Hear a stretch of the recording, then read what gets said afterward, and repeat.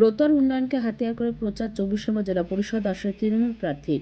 মঙ্গলবার সকাল থেকে রোতর গোবিন্দপুর এলাকা জুড়ে ভোটার অভিযানে নেমে পড়েন 24 নম্বর জেলা পরিষদ আসনে তৃণমূল প্রার্থী মঙ্গলী চৌধুরী।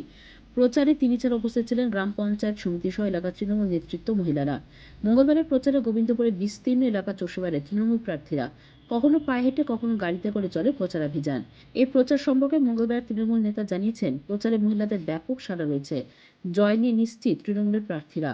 মুখ্যমন্ত্রীর উন্নয়নকে হাতিয়ার করে চলছে প্রচারাভিযান। নম্বর জেলা প্রার্থী গেলে আমরা গোবিন্দপুর বুথে প্রচার করছি। গোবিন্দপুর গ্রামে গোবিন্দপুর বাহারসাল গ্রাম, গোবিন্দপুর নায়াটোলা, গোবিন্দপুর পুরাতন গ্রাম, সমস্ত গ্রামকে ঘোরা হলো। প্রত্যেকটা গ্রামে ঘুরেছি। এখানে আমাদের ভালো প্রভাব আছে। মানুষ কেমন সাড়া দিচ্ছে? মানুষ আমাদের বাড়িতে কেউ নেই, প্রার্থীর সাথে মেয়ে ছেলে, বেটা ছেলে সবাই একসাথে, প্রায় 1000-2 লোক সাথে গ্রাম পরিক্রমা করে।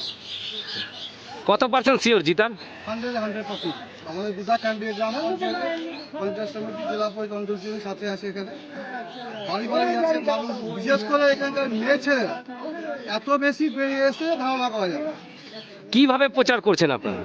আমরা গ্রাম মমতাদির উন্নয়নের সাথে নিয়ে প্রচার। মানুষ সাড়া কেমন দিচ্ছে? খুব ভালো সারা, এর চেয়ে বেশি হয় না। কে কে উপস্থিত ছিলেন আজকে?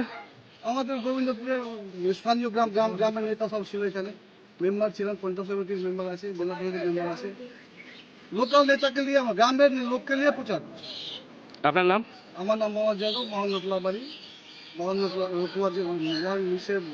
পঞ্চায়েত সমিতির এটা কোন অঞ্চল পড়ে? মোহাম্মদুল্লাহ। New Bangla Times.